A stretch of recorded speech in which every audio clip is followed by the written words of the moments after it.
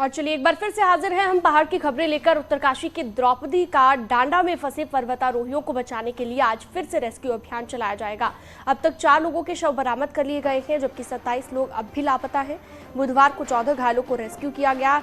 कुल मिलाकर 41 लोग द्रौपदी का डांडा चोटी को फतह करने गए थे, जिसमें 34 ट्रेनी और 7 इंस्ट्रक्टर शामिल थे। लापता लोगों की तलाश में निम के साथ ही एसडीआरएफ और आईटीबीपी की टीमें भी जुटी हुई हैं। सीएम धामी भी बुधवार को रेस्क्यू ऑपरेशन का जायजा लेने उत्तरकाशी पहुंचे।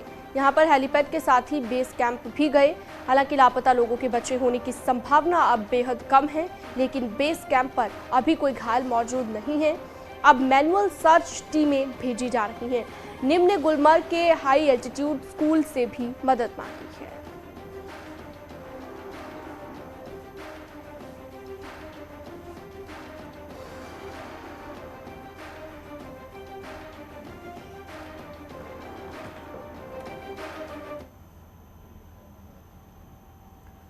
और उत्तरकाशी के रेस्क्यू अभियान में मौसम एक बड़ी बाधा बना हुआ है। मौसम विभाग का कहना है कि 6 अक्टूबर से भी मौसम बदलने का असर दिखेगा, जिससे नदियों का जलस्तर भी बढ़ सकता है। साथ ही नैनीताल, बागेश्वर, ऊधम सिंह नगर में तेज बारिश का रेड अलर्ट जारी कर दिया गया है।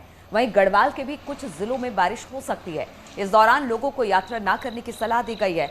वहीं सभी विभागों को एडवाइजरी भी जारी कर दी गई है। कुमाऊं रीजन में 7 अक्टूबर के लिए मौसम विज्ञान ने तेज बारिश का अलर्ट जारी किया है।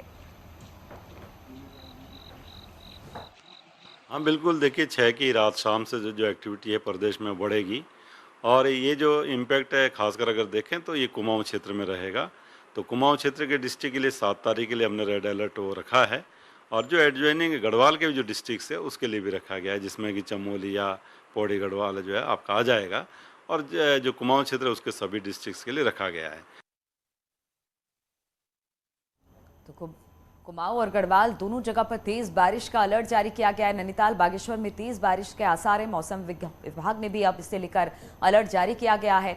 गढ़वाल के कुछ जिलों में बारिश हो सकती है। कुमाऊं में कल से तेज बारिश के भी आसार बताए जा रहे हैं, यानी आज शाम से ही मौसम खराब हो सकता है। और खासतौर पर रेस्क्यू डांडा जगह पर हो रहा है, इसलिए वहां पर रेस्क्यू के काम में दिक्कत भी आ सकती है।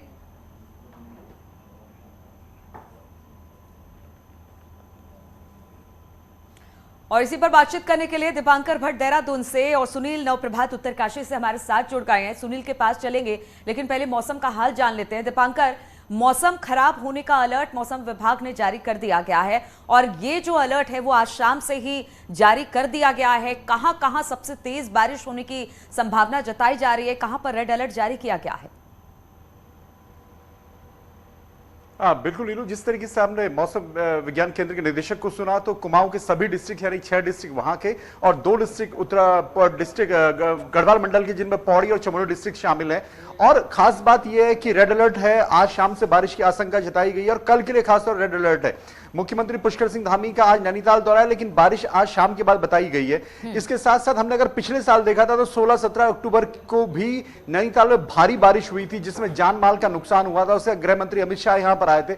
इसलिए इस अलर्ट को बहुत गंभीरता से लिया जा रहा है, क्योंकि मानसून सीजन को यह माना जाता है कि 15 सितंबर को खत्म हो जाता है, लेकिन अब लगभग 20 दिन बीत चुके हैं और अब फिर एक बार भारी बारिश का अलर्ट है। कल भी देहरादून के कई इलाकों में बारिश हुई है, कल रात भी यहां पर बारिश हुई है। तो बेमौसम बरसात भी आप इसे कह सकते हैं। और ऐसे में सभी जिलों में एडमिनिस्ट्रेशन को अलर्ट किया गया है कि कहीं पर भी भारी बारिश का जो अलर्ट है उसको देखते हुए एहतियात बरतें, लोगों को यात्रा न करने की सलाह दी गई है, और भारी बारिश अगले 2 दिन यहां पर हो सकती है। बिल्कुल, तो परेशानियां बढ़ा सकता है मौसम, और साथ ही रेस्क्यू में भी दिक्कत आ सकती है। सुनील नवप्रभात हमारे साथ जुड़े हुए हैं उत्तरकाशी से।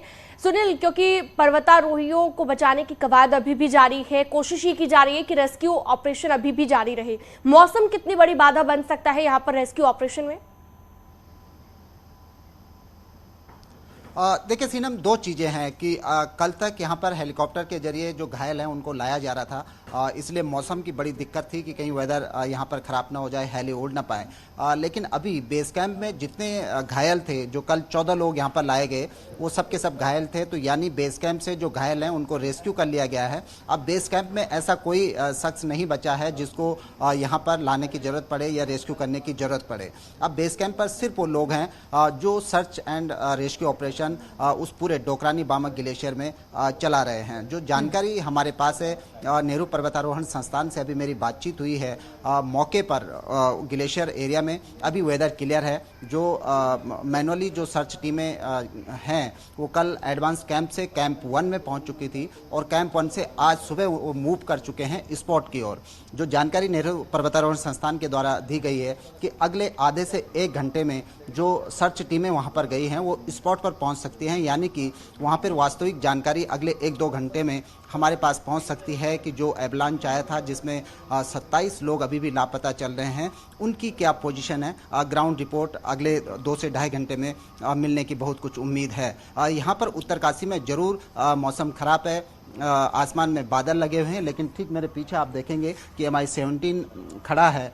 MI-17 को यहाँ पर तैयारी चल रही है उड़ाने की, तो हो सकता है कि पायलट को लगता होगा कि वेदर अभी क्लियर है, वो उड़ान भर सकता है। बिल्कुल सुनील, वेदर क्लियर है जैसा आप बता रहे हैं, वेदर क्लियर है, लेकिन आज शाम में अलर्ट जारी कर दिया गया है। हालांकि कोशिश यही की जाएगी कि इसी क्लियर वेदर में जाकर सर्च ऑपरेशन को अंजाम दिया जाए और उन 27 लोगों का पता लगाया जाए। लेकिन जैसे जैसे समय बीतता जाता है वैसे वैसे इस तरह के रेस्क्यू ऑपरेशन, जब एवलांच आते हैं या फिर कहीं पर लोग फंस जाते हैं माउंटेनियरिंग के लिए गए लोग, तो ऐसे में जो कहते हैं ना कि आपके जीवन की समाप्ति के संकेत ज्यादा मिलने लगते हैं, यानी चिंता ज्यादा बढ़ जाती है। बिल्कुल नीलू, क्योंकि आज तीसरा दिन है जब ये घटना हुई। बहुत कम संभावनाएं इस बात की हैं क्योंकि 15 से 17 हज़ार फीट की ऊंचाई पर यह दुर्घटना हुई है जहां लोग बर्फ में दबे। हमने अपने दर्शकों को कल जो घायल जो वहां से पहुंचे थे उनके जब विजुअल दिखाए थे, उनकी जब बाइट दिखाई थी, तो वो बता रहे थे कि 2 घंटे आधे घंटे तक वो बर्फ में दबे रहे, क्रेवास में दबे रहे, तो उन्हें उसी समय जीवन छीन लगने लगा था कि अब उनका बचना मुश्किल है। तो आज तो 3 दिन हो चुके हैं, 27 लोग किस हाल में होंगे इसकी कल्पना भी नहीं की जा सकती। नेहरू पर्वतारोहण संस्थान ने गुलमर्ग से जो वहाँ पर हाई एल्टीट्यूड वारफेयर स्कूल है उससे मदद मांगी है। गुलमर्ग के 16 जवान उत्तरकाशी पहुँच चुके हैं। अब से कुछ देर बाद मुझे लगता है कि इसी MI-17 हेलीकॉप्टर से अगर वेदर ठीक रहा तो उनको बेस कैंप पर ड्रॉप किया जाएगा। ये एक्सपर्ट होते हैं हाई एल्टीट्यूड एरिया में सर्च एंड रेस्क्यू ऑपरेशन चलाने के, इस तरह के बर्फीले तूफान से लड़ने के, जूझने के, तो इनको वहाँ पर भेजा जा रहा है। अब नीलू, एक इम्पोर्टेंट बात ये भी है कि जो ये हेली MI-17 यहाँ पर खड़ा है या 2 चीता हेलीकॉप्टर हर्सिल हेलीपैड पर खड़े हैं, अभी फिलहाल इनका काम सिर्फ इतना है कि इनको इमरजेंसी के लिए यहाँ पर खड़ा किया गया है क्योंकि डोकरानी बामक ग्लेशियर में जैसे कि मैंने बताया कि वहाँ पर कोई घायल नहीं है, तो लिहाजा वहाँ पर मैनुअली ऑपरेशन चलाया जा रहा है। तो ये इमरजेंसी सिचुएशंस के लिए यहाँ पर खड़े हैं कि यदि वहाँ पर कोई घायल मिलता है तो उसको तत्काल उसका जीवन बचाया जा सके, उसको रेस्क्यू किया जा सके। करीब 25 से 30 लोग जो एक्सपर्ट हैं इस हाई एल्टीट्यूड एरिया में चलने के, वहाँ पर सर्च ऑपरेशन चलाने के, वो अगले आधे से 1 घंटे में उस स्पॉट पर पहुँच चुके होंगे जहाँ पर यह एवलांच आया, जहाँ पर एक घटना हुई। जी ठीक है, चलिए हम भी दुआ करेंगे कि वो सब सकुशल हो और